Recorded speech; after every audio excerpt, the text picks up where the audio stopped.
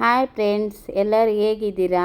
ನಾನು ಇವತ್ತು ಆರೋಗ್ಯಕರವಾದಂಥ ಪಾಲಕ್ ಸೊಪ್ಪಿನ ದಾಲ್ ಹೇಗೆ ಮಾಡೋದಂತ ತೋರಿಸ್ಕೊಳ್ತಿದ್ದೇನೆ. ಇವಾಗ ನಾನು 3 ಕಪ್ಪಿನಷ್ಟು ತೊಗರಿಬೇಳೆ ತೊಗೊಂಡಿದ್ದೀನಿ. ನೋಡಿ, ಕ್ಲೀನ್ ಮಾಡಿ ವಾಶ್ ಮಾಡಿ ಇಟ್ಟಿದ್ದೀನಿ. 3 ಕಪ್ ತೊಗೊಂಡಿದ್ದೀನಿ. ನೀವು ಜನ ಕ್ವಾಂಟಿಟಿ ನೋಡಿಕೊಂಡು ಸೊಪ್ಪು ಮತ್ತು ಬೇಳೆ ನೋಡ್ಕೊಂಡು ತಗೊಳ್ಳಿ. ನಾನೊಂದು 6 ಮೆಂಬರ್ಸ್ಗಾಗೋಷ್ಟು ಸಾಂಬಾರು ಮಾಡ್ತಾಯಿದ್ದೀನಿ, ಒಂದು 6 ಜನಕ್ಕೆ. ನೋಡಿ, ಈಗ ಕ್ಲೀನ್ ಮಾಡಿ ತೊಳೆದು ಇಟ್ಟಿದ್ದೀನಲ್ವ, ಅದನ್ನು ಈಗ ಕುಕ್ಕರ್ಗೆ ಹಾಕ್ತಾಯಿದ್ದೀನಿ. ನಾನು ನನ್ನ ಕೈಯಲ್ಲಿ 1 ಹಿಡಿ ಆಗೋಷ್ಟು ಪಾಲಕ್ ಸೊಪ್ಪು ತೊಗೊಂಡು ಕಟ್ ಮಾಡಿ ಹಾಕ್ತಾಯಿದ್ದೀನಿ. ನೀವು ಜಾಸ್ತಿ ನೋಡಿಕೊಂಡು ಜನ ಕ್ವಾಂಟಿಟಿ ನೋಡ್ಕೊಂಡು ಹಾಕ್ಕೊಳ್ಳಿ. ನಾನು ಇವಾಗ ಒಂದು 5 ಹಸಿಮೆಣಸಿನ್ಕಾಯಿ, ಒಂದು ಅರ್ಧ ಟೊಮೊಟೊ, 1-2 ಆಪಲ್ ಟೊಮೊಟೊ ಹಾಕ್ತಾಯಿದ್ದೀನಿ. ನಾಟಿ ಟೊಮೊಟೊ ಇದ್ದರೆ 1 ಹಾಕ್ಕೊಳ್ಳಿ, ಹುಳಿ ಆಗುತ್ತೆ ಜಾಸ್ತಿ. ಇವಾಗ ನೋಡಿ, ನೀರು 1-2 ಲೋಟ ಆಗೋಷ್ಟು ನೀರು ಹಾಕ್ತಾಯಿದ್ದೀನಿ. ನೋಡಿ, ಗಟ್ಟಿ ಬರಬೇಕಲ್ವ ದಾಲು, ಅದಕ್ಕೆ ನೀರು ನೋಡಿಕೊಂಡು ನೀರು ಹಾಕ್ಕೊಳ್ಳಿ ನೀವು. ಇವಾಗ ನಾನು 1 ಟೇಬಲ್ ಸ್ಪೂನ್ ಆಗೋಷ್ಟು ಉಪ್ಪು ಹಾಕಿದ್ದಾಯಿತು. ಇವಾಗ ಕುಕ್ಕರ್ ಇಟ್ಟು ಸ್ಟವ್ ಮೇಲೆ ಕುಕ್ಕರ್ ಇಟ್ಟು ಒಂದು 6 ವಿಷಿಲು, 6 ಅಥವಾ 7 ವಿಷಿಲು ಚೆನ್ನಾಗಿ ನುಣ್ಣಗೆ ಬೆಂದಿರಬೇಕು. ಒಂದು 7 ವಿಷಿಲು ಹಾಕ್ಸ್ಕೊಂಡು ಚೆನ್ನಾಗಿ ಇದಾಗಿರುತ್ತೆ, ಚೆನ್ನಾಗಿ ಬೆಂದಿರುತ್ತೆ. ಇವಾಗ ಅದನ್ನು ಮಸಿಬೇಕಲ್ವ, ಅದಕ್ಕೆ ಅದರಲ್ಲಿರೋ ನೀರು ಒಂದು ಪಾತ್ರೆಗೆ ತೊಗೊತಾ ಇದ್ದೀನಿ. ನೀರು ಪಾತ್ರೆಗೆ ತೊಗೊಂಡಿದ್ದಾದ್ಮೇಲೆ ನೋಡಿ, ಈ ಥರ ನೀರು ಒಂದು ಪಾತ್ರೆಗೆ ತೊಗೊಂಡು ಸೈಡಿಗೆ ಇಟ್ಕೊಂಡಿದ್ದೀನಿ. ಅದನ್ನು ಚೆನ್ನಾಗಿ ನೋಡಿ, ಈ ಥರ ಸೌಟಿದ್ದರೆ, ಮಸಿಯೋದಿದ್ದರೆ ಮಸ್ಕೊಂಡು, ಮಸಿಯೋದಿಲ್ಲ ಅಂದರೆ ಈ ಥರ ಸೌಟಲ್ಲೇ ಈ ಥರ ಚೆನ್ನಾಗಿ ಮಿಕ್ಸ್ ಮಾಡಿದರೆ ಚೆನ್ನಾಗಿ ನೋಡಿ. ಆ ಥರ ನೋಡಿ, ಈ ಥರ ಚೆನ್ನಾಗಿ ಸೊಪ್ಪು ಬೇಳೆ ಎಲ್ಲ ಚೆನ್ನಾಗಿ ಮಿಕ್ಸ್ ಆಗಬೇಕು. ಈ ಥರ ಚೆನ್ನಾಗಿ ಮಸಿರಿ ಅದು ನೀರು ಇಟ್ಕೊಂಡಿರ್ತೀರಲ್ವ, ನೀರು ಹಾಕ್ಕೊಂಡು ಮತ್ತು ನಿಮ್ಗೇನಾದರೂ ದಾಲು ತೆಳ್ಳಗೆ ಬೇಕಾದರೆ ಒಂಚೂರು ನೀರು ಸೇರಿಸ್ಕೊಬೋದು. ಈಗ ಅರಿಶಿನ ಒಂದು ಅರ್ಧ ಟೇಬಲ್ ಸ್ಪೂನ್ ಆಗೋಷ್ಟು, ಚಿಟಿಕೆ ಅಷ್ಟು ಅರಿಶಿನ ಹಾಕೋಣ. ನಿಮ್ಮ ಕಲರ್ ನೋಡಿಕೊಂಡು, ನಿಮಗೆಲ್ಲ ಕಲರ್ ಜಾಸ್ತಿ ಬೇಕಂದರೆ ಒಂದು ಅರ್ಧ ಟೇಬಲ್ ಸ್ಪೂನ್ ಹಾಕಿ, ಇಲ್ಲಾಂದರೆ ಒಂದು ನೋಡಿ ಇಷ್ಟು 1/4 ಟೇಬಲ್ ಸ್ಪೂನ್ ಆಗೋಷ್ಟು ಅರಿಶಿನ ಸೇರಿಸಿ ಇವಾಗ ಮಿಕ್ಸ್ ಮಾಡೋಣ. ಒಗ್ಗರಣೆಗೆ ಆಲ್ರೆಡಿ ನಾನು ಬಾಣಲೆ ಇಟ್ಟಿದ್ದೀನಿ ಸ್ಟವ್ ಮೇಲೆ.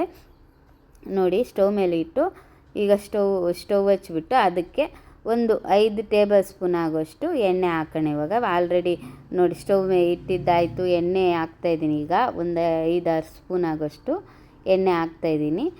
ಹಾಕ್ಬಿಟ್ಟು ಅದನ್ನು ಕಾಯಕ್ಕೆ ಬಿಡೋಣ.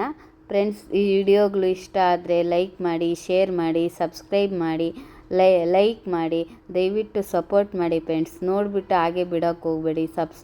ಸಬ್ಸ್ಕ್ರೈಬ್ ಮಾಡಿ, ಸಪೋರ್ಟ್ ಮಾಡಿ. ಲೈಕ್ ಮಾಡಿದರೆ ಇನ್ನೂ ಒಬ್ರಿಗೆ ಬೇಗ ರೀಚ್ ಆಗುತ್ತಂತ ಅಷ್ಟೇ. ಹೆಲ್ಪ್ ಮಾಡಿ, ಸಪೋರ್ಟ್ ಮಾಡಿ ಫ್ರೆಂಡ್ಸ್. ಮತ್ತೊಮ್ಮೆ ರಿಕ್ವೆಸ್ಟ್ ಮಾಡ್ತಾಯಿದ್ದೀನಿ, ನೋಡಿಬಿಟ್ಟು ಹಾಗೆ ಸುಮ್ಮನೆ ಇರೋಕ್ಕೆ ಹೋಗಬೇಡಿ. ಹೆಲ್ತಿಯಾಗಿರೋಂಥ ದಾಲು ತುಂಬ ಚೆನ್ನಾಗಿರುತ್ತೆ. ಒಮ್ಮೆ ಆದರೂ ಟ್ರೈ ಮಾಡಿ. ಇಷ್ಟ ಆದರೆ ನನಗೂ ಕಮೆಂಟ್ ಬಾಕ್ಸಲ್ಲಿ ಮೆಸೇಜ್ ಮಾಡಿ, ನಾನು ರಿಪ್ಲೈ ಮಾಡ್ತೀನಿ. ರಿಪ್ಲೈ ಮಾಡ್ದಿರಂತೂ ಇರಲ್ಲ, ರಿಪ್ಲೈ ಮಾಡ್ತೀನಿ. ಈಗ ತುಪ್ಪನೂ 1-2 ಟೇಬಲ್ ಸ್ಪೂನ್ ಹಾಕಿದ್ದೀನಿ. ನಿಮ್ಮ ಆಪ್ಷನ್ನು, ಬೇಕಂದರೆ ತುಪ್ಪ ಹಾಕ್ಕೊಂಡು, ಇಲ್ಲ ಅಂದರೆ ಬೇಡ. ಇವಾಗ ನೋಡಿ, ಸಾರು ಅದು ಸೈಡಿಗೆ ಇಟ್ಟಿದ್ದೀನಲ್ವ, ಎಲ್ಲ ಪಾಮಿ ಮಸಿದ್ಬಿಟ್ಟು ಸ್ವಲ್ಪ ಅರಿಶಿನ ಹಾಕಿ ಸೈಡಿಗೆ ಇಟ್ಟಿದ್ದೀನಿ. ಈಗ ಒಗ್ಗರಣೆಗೆ ಏನು ಬೇಕಂತ ನೋಡ್ಕೊಳ್ಳೋಣ. ಈಗ ಕಾದಿದೆ. ಕಾದಿದ್ದಾದಮೇಲೆ ಸಾಸಿವೆ ಹಾಕಬೇಕು. ಒಂದು ಅರ್ಧ ಟೇಬಲ್ ಸ್ಪೂನ್ ಆಗೋಷ್ಟು ಸಾಸಿವೆ ಹಾಕೋಣ.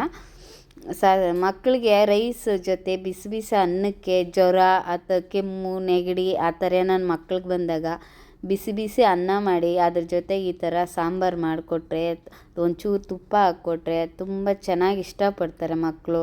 ಇಷ್ಟಪಟ್ಟು ತಿಂತಾರೆ. ಒಮ್ಮೆ ಆದರೂ ಮಾಡಿಕೊಡಿ, ಮಕ್ಕಳಿಗೆ ಇಷ್ಟ ಆಗುತ್ತೆ ಮಕ್ಕಳಿಗೆ. ಈಗ ನೋಡಿ, ಸಾಸಿವೆ ಹಾಕಿದ್ದೀನಲ್ವ, ಹಾಕಿದ್ದಾದ್ಮೇಲೆ ಸಾಸಿವೆ ಸಿಡಿತಾ ಇದೆ. ಈಗ ಒಂದು ಅರ್ಧ ಟೇಬಲ್ ಸ್ಪೂನ್ ಆಗೋಷ್ಟು ಜೀರಿಗೆ ಹಾಕೋಣ. ಒಂದು ಅರ್ಧ ಟೇಬಲ್ ಸ್ಪೂನ್ ತೊಗೊಳ್ಳಿ ಜೀರಿಗೆ. ಒಂದು ಅರ್ಧ ಟೇಬಲ್ ಸ್ಪೂನ್ ಜೀರಿಗೆ ಹಾಕಿ ಅದಕ್ಕೆ ಒಗ್ಗರಣೆಗೆ ಏನೇನು ಬೇಕು ಅಂತ ತೋರಿಸ್ತೀನಿ ಇವಾಗ. ಬೆಳ್ಳುಳ್ಳಿ ಒಂದು 4-5 ಬೆಳ್ಳುಳ್ಳಿ ಪಾವು ತೊಗೊಂಡಿದ್ದೀನಿ. ನಾನು ಜಜ್ಜಿಟ್ಟಿದ್ದೀನಿ ಸಿಪ್ಪೆ ಸಮೇತ. ನೀವು ಸಿಪ್ಪೆ ಬೇಡ ಅಂದರೆ ಸಿಪ್ಪೆ ತೆಗಿಬೋದು. ನಾನು ಒಂದು ಸಿಪ್ಪೆ ಸಮೇತನೇ ಹಾಕ್ತಾಯಿದ್ದೀನಿ. ಒಂದು 4-5 ಒಣಮೆಣಸಿನ್ಕಾಯಿ ಈ ಥರ ಮುರಿದು ಹಾಕ್ತಾಯಿದ್ದೀನಿ ಒಗ್ಗರಣೆಗೆ. ಒಣಮೆಣಸಿನ್ಕಾಯಿ ಹಾಕಿದರೆ ಚೆನ್ನಾಗಿರುತ್ತೆ ಟೇಸ್ಟು.